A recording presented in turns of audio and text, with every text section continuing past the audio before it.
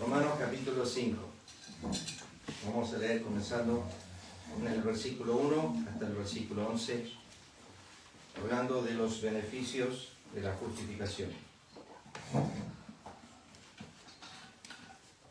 Justificados pues por la fe, tenemos paz para con Dios por medio de nuestro Señor Jesucristo.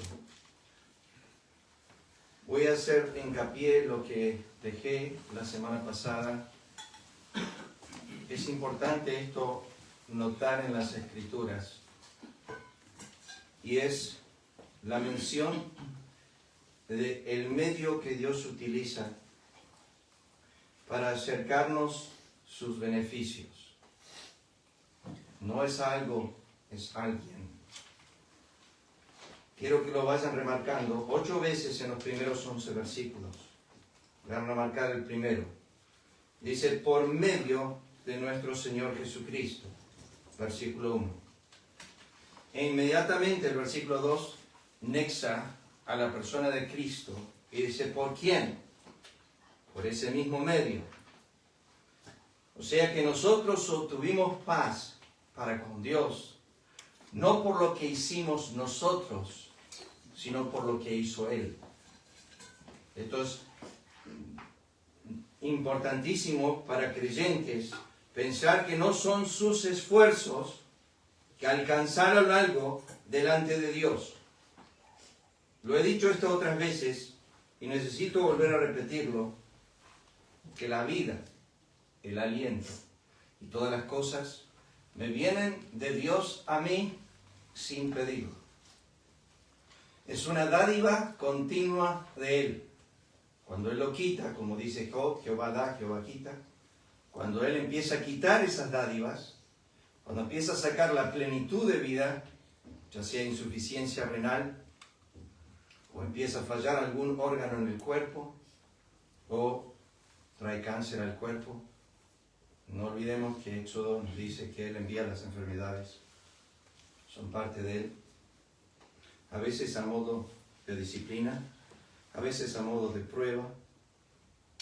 Las diversidades de Dios, cómo Él actúa en nosotros. Pero hay algo que sí entendemos, que todo proviene de Él en este sentido.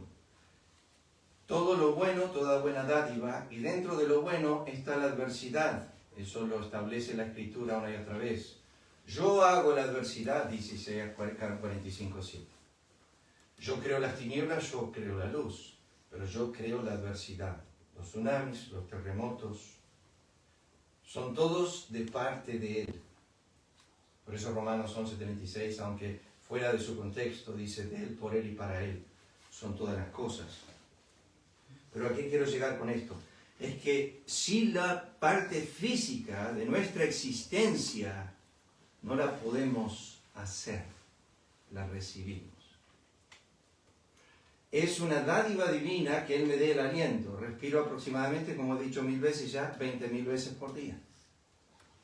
Dios me da ese aliento 20.000 veces al día. Yo no le estoy diciendo a Dios gracias, gracias, gracias, gracias, gracias. Me cansaría de decir gracias. Entonces, llega un momento que en el día que le digo gracias, Señor, por la vida. Me levanto en la mañana y digo gracias, Señor, por poder ver. Gracias por poder oír. Gracias por poder pensar. Gracias por poder hacer. Gracias por poder andar. Gracias por poder respirar.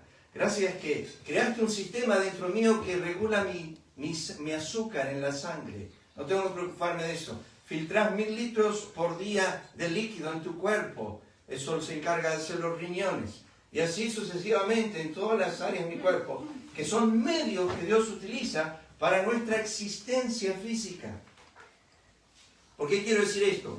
Porque si no podemos con lo menos, ¿cómo creemos que podemos con lo más? Si no podemos con la parte física, ¿por qué creemos que podemos con la parte espiritual? Lo espiritual es más exigente que lo terrenal. Si no podemos nacer físicamente aparte de Dios, ¿cómo podemos creer que nacemos espiritualmente aparte de Él? Estábamos hablando con Daniel esta semana, está formando así videos, me llama los sábados a la mañana, y esta semana fue la depresión. Y hablamos más o menos una hora sobre qué es la depresión. de dónde surge, de dónde viene, cuáles son las causas y los motivos que nosotros nos deprimimos. Estamos hablando en el mundo cristiano. Bueno, yo le compartí mi experiencia cuando yo me deprimí, me quise quitar la vida, cuando mi papá contrajo cáncer de páncreas. Y ahí yo me di cuenta cuánto estaba ligada mi alma a la de él, y cuánto lo amaba. Y él era pastor en Monte Grande y yo era pastor en Ezeiza.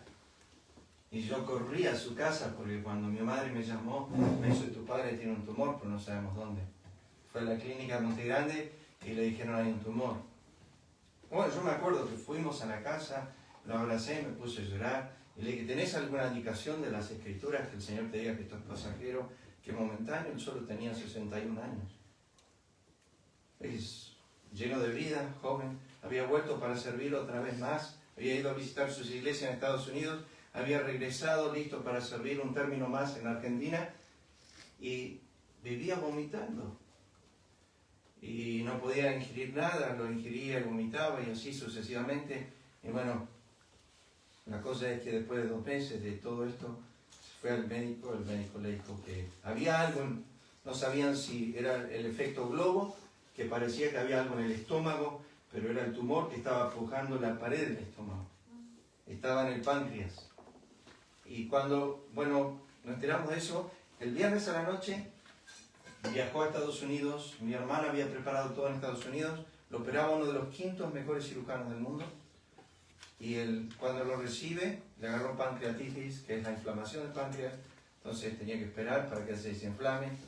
Y bueno, en ese trajín, nosotros con Lisa pudimos viajar y estar con él, y yo estaba desesperado.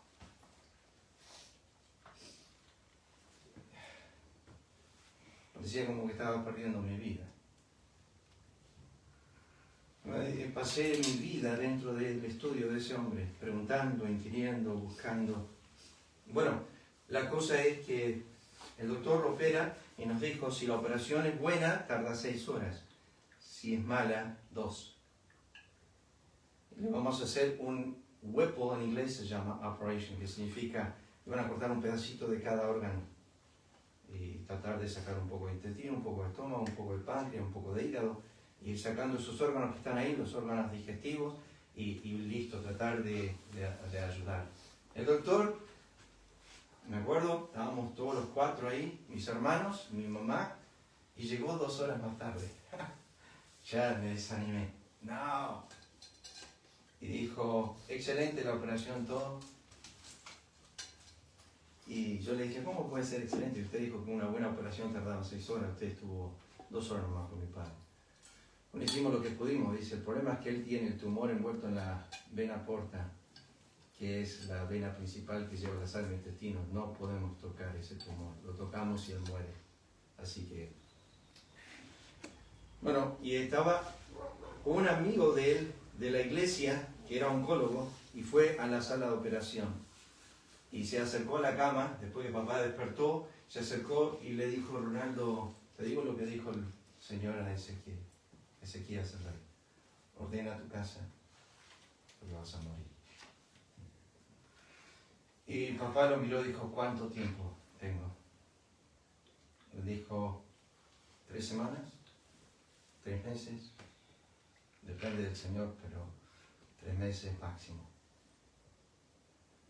Bueno, él cayó en depresión, desánimo, y ya conté la historia, ¿no? Se quiso suicidar y decidió no comer, nada más que eso. Y el Señor, la mañana que él decidió eso, él se levantaba todas las mañanas a las 3 para leer y para orar. Y cuando decidió matarse, lo iba a hacer sencillamente decirle a mamá que no podía comer, no tenía ganas de comer, pero era una decisión que él había tomado de quitarse la vida.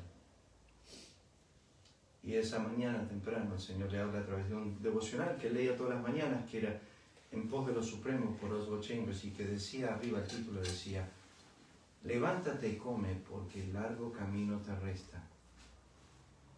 Y saben que Dios a veces nos habla de las cosas más básicas y cotidianas de la vida. No hace gran cosa. Nosotros pensamos a veces que nos va a dar algún tema teológico, y Él baja la necesidad inmediata de mí, dice: levántate y come, el largo camino. esa mañana saltó de gozo y me escribe un correo electrónico a mí, yo estaba allá en Argentina, y me dice, Colby, el Señor me dijo esto. Yo dije, va a vivir y va a vivir mucho tiempo, o el Señor me dijo, largo camino te resta. 1 año y 8 meses. Fue suficiente el tiempo para que Dios me destetara de mi padre. Que cuando yo llegué a la cama de su muerte el viernes, él falleció el domingo, entré y estaba todo amarillo, flaco, apareado. Papá era un hombre que pesaba sobre los 100 kilos y llegó a pesar 47, con el cáncer y todo. Comía 1 kilo de helado por día y no aumentaba 1 gramo. Lindo eso, pero feo. Y bueno, cuando él estaba ahí en la cama de muerte, entré, lo saludé, le agarré la mano y le dije a mamá que me saque una foto. Créanlo o no, todavía no existían celulares. Era el año 99. Me sacó una foto con una cámara de esas viejas. Y cuando me puse al lado de él, que le agarré la mano, le dije, papá, ¿estás todo amarillo? Me dijo, me estoy volviendo, me quiero volver chino antes de morir. Y le dije, si el Señor se parara al lado de tu cama y te dice, pedime lo que quieres, Ronaldo, como le hizo a Salomón, ¿qué le pedirías? Y él dijo, ir y estar con Cristo. No quiero estar más acá. Ya serví al Señor, ya di mis años al Señor, ya está suficiente. Y Dios obró a través de su enfermedad, que de su depresión fue a un ánimo, y la gente que lo iba a visitar salía de ahí consolado. Consolado. La Biblia enseña mucho de la depresión. La Biblia enseña mucho del desaliento y los motivos y las causas que vienen a los creyentes por causa de eso. El único que te puede sacar de esas circunstancias es el Señor. Y siempre pensé en el pasaje de Éxodo, donde el capítulo 17 que dice, no los llevaré por este camino, no sea que se desaliente su corazón. ¿Cómo me gusta eso? Cómo el Señor piensa y mira hacia el futuro cuando ve la senda que nos va a llevar. Y dice, no los llevaré por este camino, no sea que se desaliente su corazón. El Señor es tan tierno que cuando entró a su casa o a la casa, al templo, y empezó a echar a todos, la Biblia dice que habló a los que estaban ministrando, los que estaban vendiendo las palomas. No gritó. Los comentaristas dicen que el Señor habló ahí porque Él sabe que las palomas se asustan y mueren con un grito. Pero Él es el Creador. Él sabe eso. Él sabe hasta el tono de voz y la manera que tiene que hablar. Ese es Él. ¿Por qué digo esto? Fíjense, Romanos capítulo 5, versículo 2. El segundo principio que marca a Cristo, primero dice, por medio de nuestro Señor Jesucristo, por quien también tenemos entrada por la fe a esta gracia en la cual estamos firmes y nos gloriamos en la esperanza de la gloria de Dios. Si les gusta tomar nota, marcar su Biblia. Hay 3 nos gloriamos en Romanos 5, 1 al 11. El primero es nos gloriamos en la gloria y la esperanza de la gloria de Dios. Es el primero. El segundo, versículo 3. No solo esto, sino que también nos gloriamos en las tribulaciones. Ese es el segundo que está marcado aquí en Romanos 5. El primero es nos gloriamos en la esperanza de la gloria de Dios, versículo 2 al final. Nos gloriamos en las tribulaciones, sabiendo que la tribulación produce paciencia. La paciencia prueba, la prueba esperanza. La esperanza no da vergüenza, porque el amor de Dios ha sido derramado en nuestros corazones por el Espíritu Santo que nos fue dado. Porque Cristo, cuando aún éramos débiles, a su tiempo murió por los impíos. Ciertamente apenas morirá alguno por un justo, con todo pudiera ser que alguno osara morir por el bueno. Mas Dios muestra su amor para con nosotros en que siendo aún pecadores, Cristo por nosotros. ¿Qué dice la Biblia? Cristo por nosotros, ¿qué hizo? Murió. Cristo murió. Este es el tercer por medio. Pero este es profundo. Este dice, Cristo dio su vida. ¿Qué significa eso? Y significa lo que él dijo. Mayor amor no tiene nadie que uno dé su vida por sus amigos. Eso lo establece 1 Juan en su carta una y otra vez. Hablando acerca de los hermanos deben dar sus vidas por los otros. No te estoy pidiendo 5 minutos, ni 1 hora. Déjame decirte lo que pasa. Cuando algún hermano te llama por teléfono, ¿tenés 1 minuto? Quiero pasar a hablar, o quiero llamarte. No, me habla como 1 hora. No, ya estoy ocupado. Onelia, ¿por qué te estás riendo? Me roba todo el tiempo de mi vida. Déjame más. La Biblia dice que ¿cómo mostramos amor a los hermanos? Dando nuestras vidas por ellos. Pero no puedo dar 5 minutos. No les voy a dar mi vida. No les puedo dar 1 hora del día. No les pienso dar mi vida. El tiempo parece ser precioso para nosotros, sí lo es. Pero es este espíritu que hay en cuanto a dar. Cristo dio, versículo 8. Cristo murió por nosotros. Versículo 9.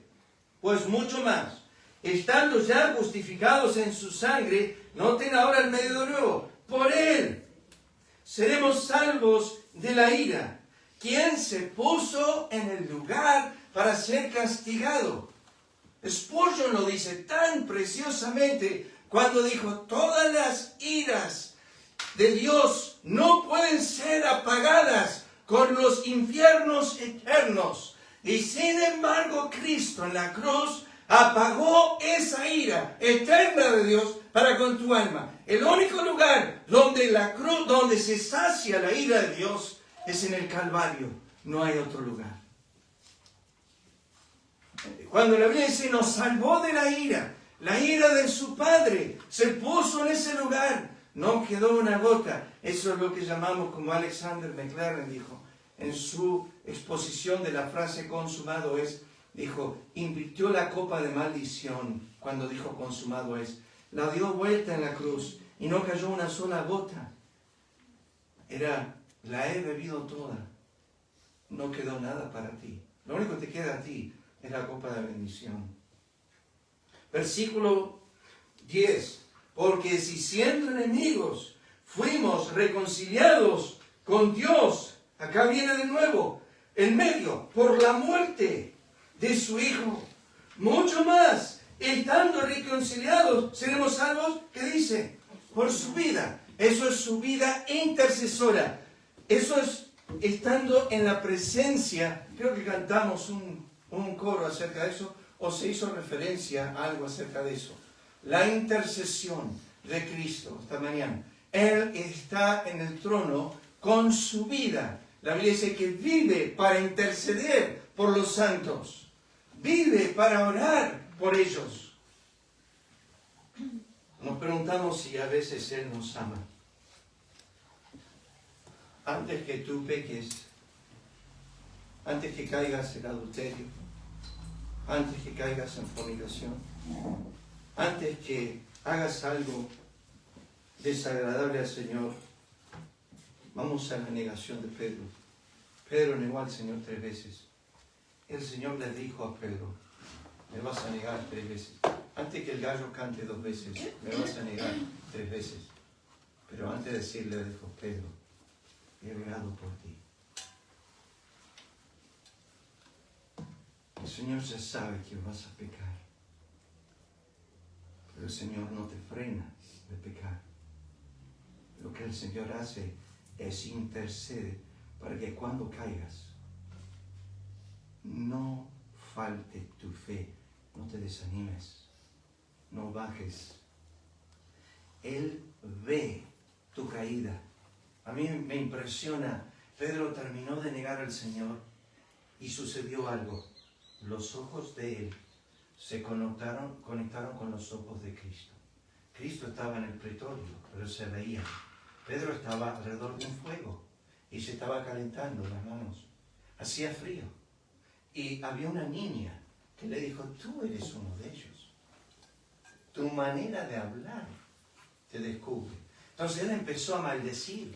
Trataba de involucrarse con los que estaban alrededor del fuego. No tengo nada que ver, no lo conozco, no sé quién es. Y cuando lo hizo por la tercera vez, levantó los ojos y la Biblia dice, y Jesús y Pedro se miraron. Y Jesús lo miró. Yo no quiero ni pensar esa mirada. No quiero ni pensar lo que ocurrió ahí. Pero la Biblia dice que Pedro salió de ese lugar y lloró amargamente. ¿Por qué? No por haberlo negado. La Biblia dice, porque se acordó de la palabra de Cristo. Lo que le hizo llorar, más que su pecado, era que Cristo le había dicho, lo vas a hacer. Re desanimado. Se fue a pescar. Re desanimado. Necesitaba oír algo de parte del Señor. ¿Y qué hace el Señor? Resucita de los muertos. Mañana de resurrección. Y cuando viene el ángel, habla con las mujeres. ¿Y qué le dice el ángel? Vayan y díganle a los discípulos, y agrega 3 palabritas el ángel que venía del trono. Y a Pedro. Y a Pedro. El Señor sabía que Pedro estaba destruido, desanimado, que podía decir no sirvo para nada.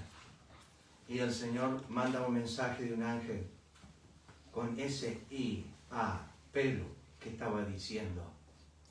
Esto estaba diciendo que Pedro habiendo caído y Pedro habiendo negado, no cambió por un momento el amor del Padre, el amor del Hijo y el amor del Espíritu. Le mandaron un mensaje de consuelo. Ve y di a los discípulos y a Pedro. Acá el trono todavía lo ama a Pedro. Él por ahí no mostró mucho amor para con el trono, mucho amor para con el Señor esa noche, pero el Señor seguía amando a Pedro. O sea que esta vida intercesora, versículo 10 al final, dice, seremos salvos por su vida. Que nosotros a veces decimos que tiene mayor valor. La Biblia lo pone como mayor valor a la vida de Cristo que la muerte de Cristo. Y versículo 11.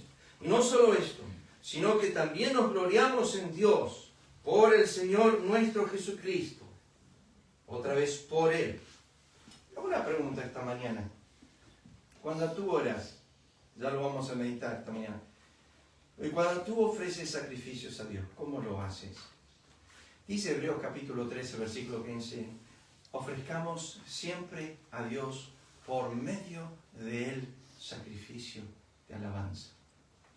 ¿Por qué Cristo está siempre en el medio? ¿No puedo ir yo a través de otro? La Biblia dice que hay un solo mediador entre Dios y los hombres, que es Jesucristo hombre. Cristo dijo, nadie viene al Padre si no es por mí. Yo soy el medio.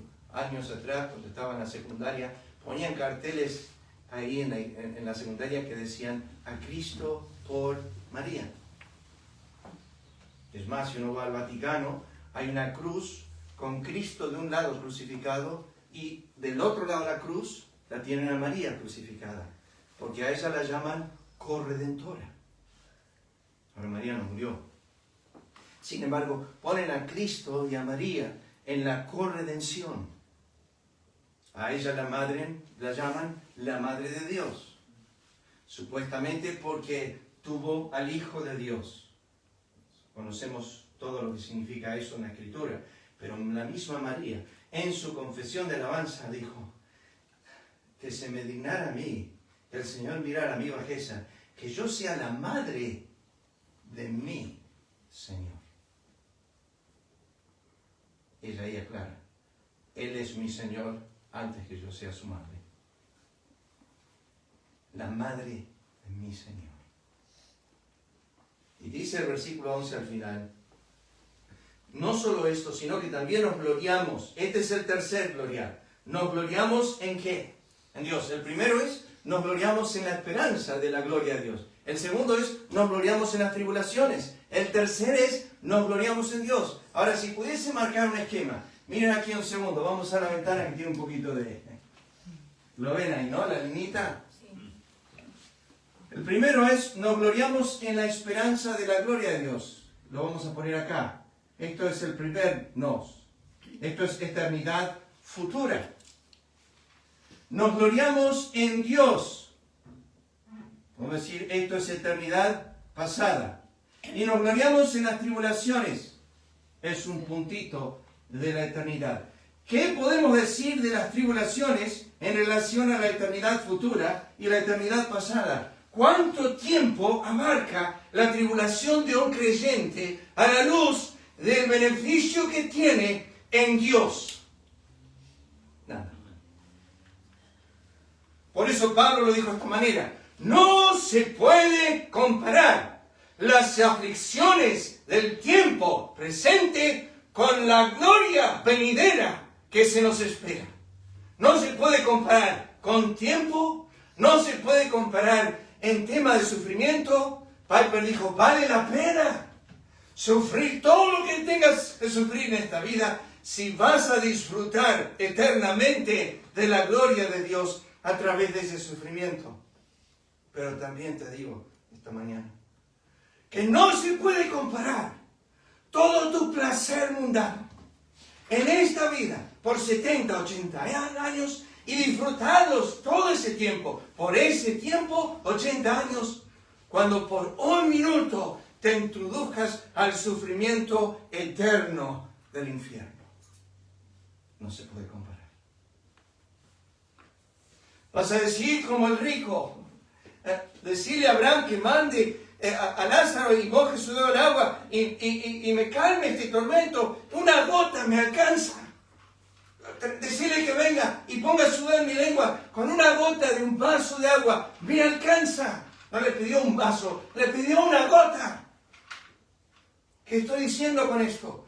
Que tú puedes vivir en este mundo 1000 años si quieres, con todos los placeres sexuales, lo que tú quieras, tenerlo todo. No se compara con una hora, con un día en el infierno, y que es irreversible. Al mismo tiempo no se compara todo el sufrimiento que el Señor te haga pasar por esta vida momentánea, que es un punto en la línea de la eternidad, cuando tú vas a tener para la eternidad la esperanza de la gloria de Dios y a Dios. Totalmente nos gloriamos en Dios, en la esperanza de su gloria. Y bueno, por un momento, como Dios quiere, nos gloriamos en las tribulaciones. Ahora, déjenme leerles algo rápidamente. Solamente quiero que lo escuchen. Ya me conocen, hago esto muy a menudo, y yo quiero leerles los versículos en el Nuevo Testamento que hacen referencia a esta frase. Escúchenlo. Voy a citarlos y leerlos. No voy a hacer otra cosa. Todas las cosas por Él fueron hechas. Estoy hablando de por medio de Cristo. Y sin Él nada de lo que ha sido hecho. Juan 1:3. A fin de que todos creyesen por Él. Juan 1:7. En el mundo estaba. El mundo por Él fue hecho. Y el mundo no lo conoció. Juan 1:10. Porque no envió Dios a su Hijo al mundo para condenar al mundo, sino para que el mundo sea salvo por Él. Juan 3:17. Jesús le dijo, yo soy el camino, la verdad y la vida. Nadie viene al Padre, sino por mí. Pues mucho más, estando ya justificados en su sangre, por Él seremos salvos de la ira. Antes, en todas estas cosas somos más que vencedores por medio de aquel que nos amó. Porque de Él y por Él y para Él son todas las cosas. A Él sea la gloria por los siglos. Amén. Para nosotros, sin embargo, solo hay un Dios, el Padre, del cual proceden todas las cosas, y nosotros somos para Él. Y un Señor Jesucristo, por medio del cual son todas las cosas, y nosotros por medio de Él. 1 Corintios 8:6. Así que ya no eres esclavo, sino hijo. Y si hijo, también heredero de Dios, por medio de Cristo. En amor, habiéndonos predestinado para ser adoptados hijos suyos, por medio de Jesucristo, según el puro afecto de su voluntad, Efesios 1:5. Mediante la cruz reconciliar con Dios a ambos en un solo cuerpo, matando en ella las enemistades. Efesios 2:16. Por medio de él, los unos y los otros tenemos entrada por un mismo espíritu al Padre. Efesios 2:18. Llenos de fruto de justicia que son por medio de Jesucristo, para gloria de la alabanza de Dios. Filipenses 1:11. Porque en él fueron creadas todas las cosas, las que hay en los cielos, las que hay en la tierra, visibles e invisibles, sean tronos, sean dominios, sean principados, sean potestades. Todo fue creado por medio de él y para él. Por medio de él reconciliar consigo todas las cosas, así las que están en la tierra como las que están en los cielos, haciendo la paz mediante la sangre de su cruz, en su cuerpo de carne, por medio de su muerte, para presentaros santos y sin mancha irreprensibles delante de él. Y todo lo que hacéis, sea de palabra o de hecho, hacedlo todo en el nombre del Señor Jesús, dando gracias a Dios Padre por medio de él. Así que ofrezcamos siempre a Dios por medio de él sacrificio de alabanza, es decir, fruto de labios que confiesan su nombre. Y el Dios de paz, que resucitó de los muertos a nuestro Señor Jesucristo, el gran pastor de las ovejas, por la sangre del pacto eterno, os haga aptos en toda obra buena para que hagáis su voluntad, haciendo Él en vosotros lo que es agradable delante de Él, por Jesucristo, al cual sea la gloria por los siglos de los siglos. Amén. Vosotros también, como piedras vivas, sed edificados, como casa espiritual y sacerdocio santo, para ofrecer sacrificios espirituales aceptables a Dios por medio de Jesucristo. En esto se mostró el amor de Dios para con nosotros, en que Dios envió a su Hijo unigénito al mundo para que vivamos por Él. Dejé muchas referencias afuera. ¿A qué apunto con esto? Es que tú debes entender que tu salvación depende de una persona y no eres tú la persona. La persona es Cristo. Y todo ha sido hecho por medio de Él. Es por eso que cantamos un corito en nuestro himnario que se llama el 133. Toda alabanza sea nuestro Dios. Por eso Efesios 1:6, 1:12, 1:14 dice que Dios ha hecho todas las cosas para la alabanza de la gloria de su gracia. Es todo por medio de Él. Fíjense ahí en Romanos capítulo 5, versículo 2. Me quedan 15 minutos. Bueno, no tanto, 10. Fíjense lo que dice el versículo 2. El primero es paz.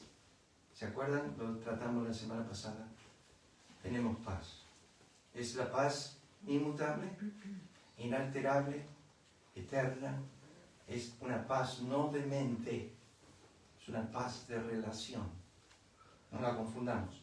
La paz de Dios, Filipenses 4:7, es una paz del corazón, de la mente. Guardará vuestras mentes y vuestros corazones. Esa paz muchas veces la necesitamos en circunstancias. ¿Y cómo viene a nosotros esa paz? Por medio de la oración. Luego hay creyentes a veces que están turbados y uno se pregunta, ¿por qué están tan afligidos o preocupados por la circunstancia de la vida? No se enojen. Falta de oración. No has ido al trono. Mi padre siempre decía, para salir de la aflicción hay que entrar al trono de la gracia. Invócame, dice Salmo 50, versículo 15, invócame en el día de la angustia, te libraré y tú me honrarás. David dijo, en mi angustia clamé a Jehová y él me oyó. Lo cantamos el 25, ¿les gusta acá? El Salmo 18. En mi angustia clamé a Jehová y él me oyó. Descendió, hizo bajar los cielos y descendió y me libró de mi enemigo, más poderoso que yo, dijo David. Yo no puedo con esto, no puedo con esta aflicción, no puedo con este afán, no puedo con esta preocupación. Invócame en el día de la angustia, te libraré y tú me honrarás. Llámame, clámame, te responderé. Yo voy a venir a librarte. Dios nos pone en la dificultad para que clamemos a Él, para que veamos cuán glorioso es su poder, que Él puede librarnos en la hora de la aflicción. Pero el medio que Él utiliza es la oración. Es el clamor, es el deseo del corazón de decir, ayúdame, invócame en el día de la angustia. Bueno, ¿por qué me falta paz? Filipenses 4:7. No oro. Otra de las cosas que me dice la Biblia, ¿por qué me falta paz? Es, mucha paz tienen los que aman tu ley. Os pregunto, entonces ustedes ya saben que no soy así, no levantamos las manos en la congregación ni nada de eso, pero en tu corazón, ¿cuánto tiempo pasaste en la lectura de la palabra esta semana? Solo tú y el Señor responden a eso. A mí no me tienes que dar cuenta.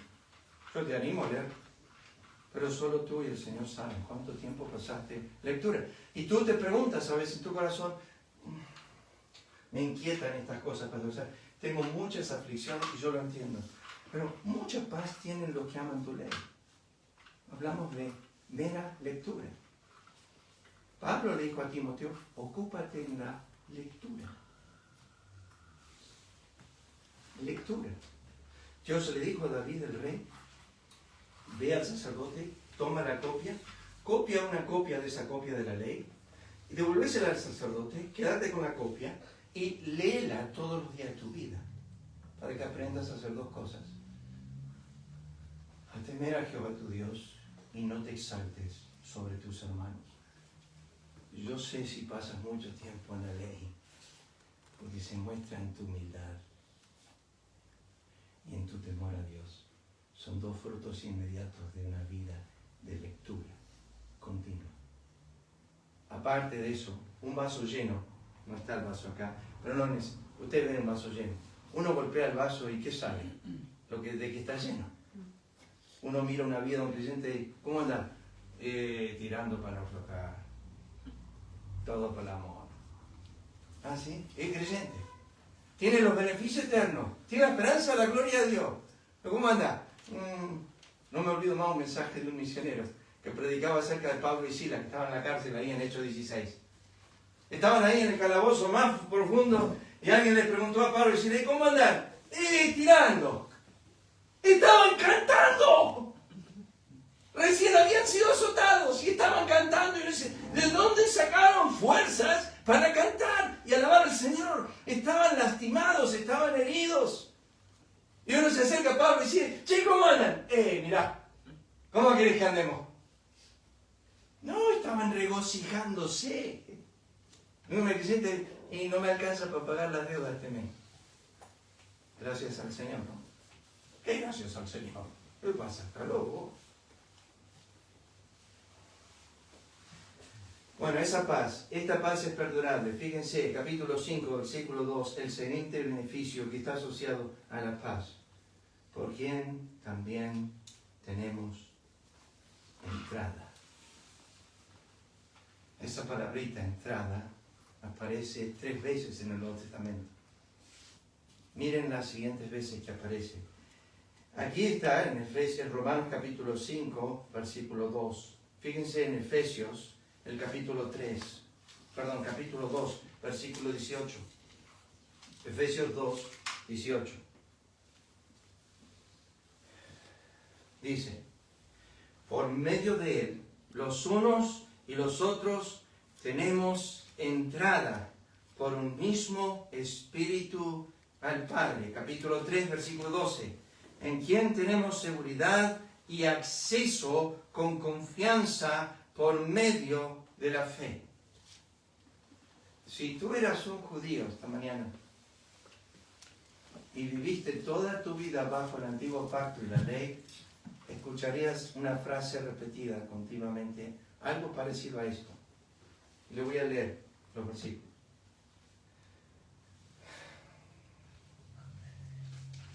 Estoy salteando un montón de cosas, pero quiero escuchar. En el Antiguo Testamento, en Éxodo 3:5, mientras Moisés buscaba acercarse a la zarza ardiendo, Dios le dijo literalmente esto: no te acerques.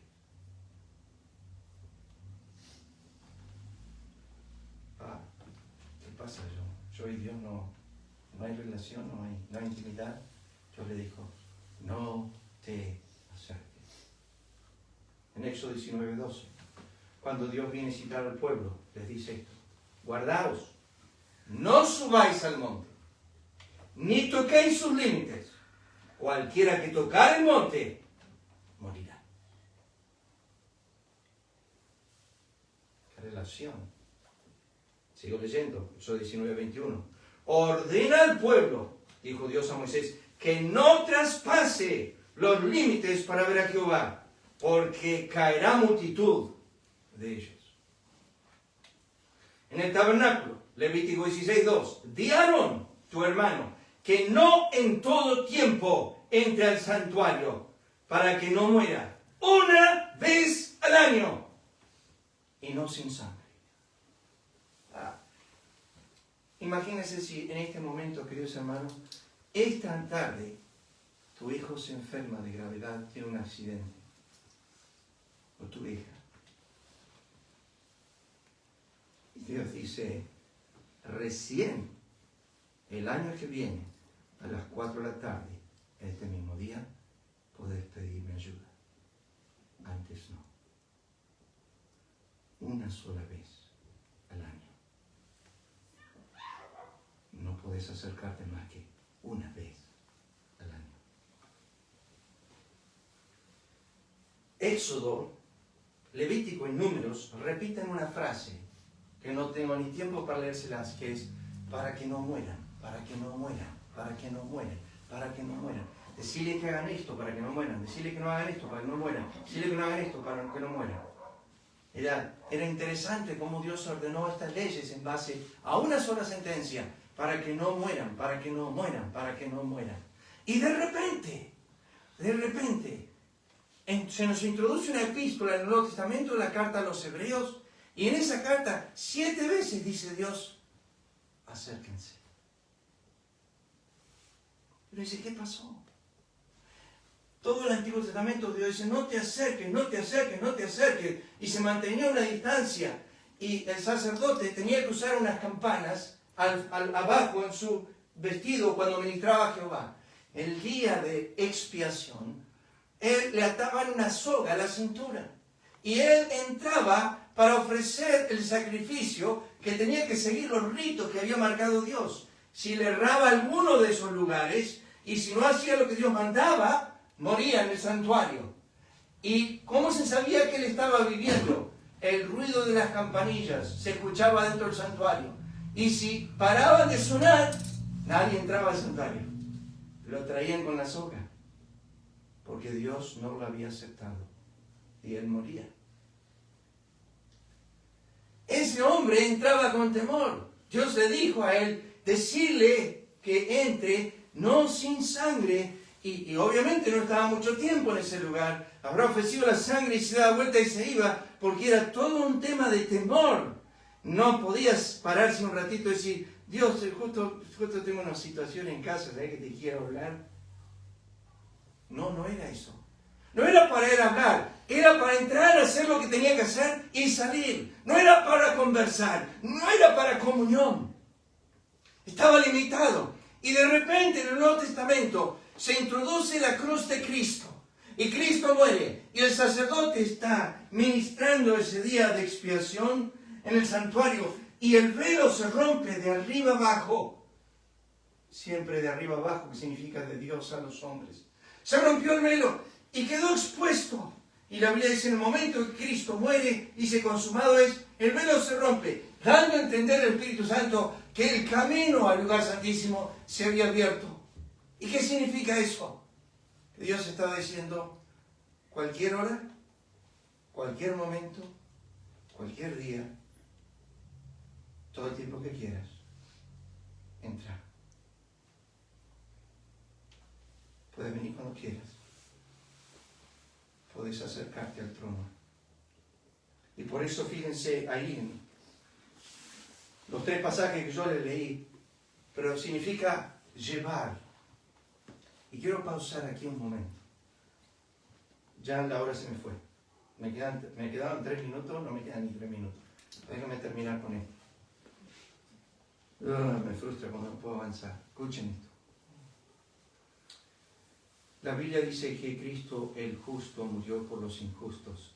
¿Cuál fue el propósito?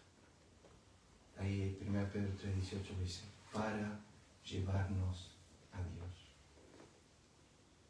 Para llevarnos a Dios. La Biblia dice que Él vino para buscar la muerte por todos, porque quería llevar muchos hijos a la gloria. Esta palabra llevar se ve en el libro de Lucas, el capítulo 15, cuando el pastor pierde la oveja. Y cuando la pierde, deja las 99 y se va a buscar la perdida. Eso se llama justificación. Y cuando la encuentra, tiene la pierna quebrada. La levanta, dice la Biblia, y la pone en sus hombros. Eso se llama santificación. Y viene gozoso porque la encontró. Viene caminando y cuando llegue a casa, eso se llama glorificación. La trajo todo el camino. Él la buscó, Él la puso sobre sus hombros, Él la lleva todo el camino. Esa es la idea. Cristo nos quiso llevar a Dios. ¿Por qué a Dios? Porque Él sabe que no hay nada mejor que nos puede dar que su Padre. Y no hay nada más que nos va a deleitar a nosotros que contemplar y ver a Dios. Cristo, en los cálculos matemáticos de haber hecho el universo, dijo, no hay nada mejor que le puedo dar a Lisa, a Colby, a Amelia, a Jessica, a todos. No hay nada más que yo pueda darles que no sea mi Padre. Y por eso Él vino para llevarnos a Dios, para abrirnos una puerta de entrada, para que el Padre, cuando vio la obra de la cruz terminada, le dijo al oído a Cristo, decirles a todos que cuando quieran pueden entrar. Está libre. Ellos pueden acceder cuando quieran. La puerta está siempre abierta. Me acuerdo años atrás que llegué a mi casa, vivíamos en Temple, y termino con esto esta mañana, prometo. Y tenía al pastor Scott Brackett conmigo. Llegamos a casa, toqué el timbre, ding, ding, ding. No salía mi papá y mi mamá. No hay nadie. Le dije, Scott, no hay nadie. Pero espera un segundo. Teníamos una maceta, yo de esas que, donde uno guarda la llave, la secreta. Y levanté la maceta y saqué la llave y abrí la puerta y entramos. Y él me dijo, qué hermosa ilustración. ¿De qué le dije, Scott? Que puedo entrar a tu casa por el Hijo. A través del Hijo pude entrar. Y tú puedes entrar a ver a tu Padre Celestial a través del Hijo. Siempre, cuando quieras, a todo tiempo, en todo momento. Vamos a orar. Padre, gracias por esta mañana de resurrección. Gracias por los hermanos que pueden estar. Gracias por poder pasar un tiempo en tu palabra. Necesitamos examinar mucho más, pero pedimos que nos estés guiando en la meditación de tu palabra. Que pensemos en esto durante esta semana que tenemos por medio de Cristo, no por nuestras obras, no por nuestro bien hacer, sino por medio de entrada a tu presencia. Te agradecemos por este día. Guarda a cada uno, que sea una buena semana delante de tu presencia. Lo pedimos en el nombre de Cristo. Amén. Que el Señor les bendiga.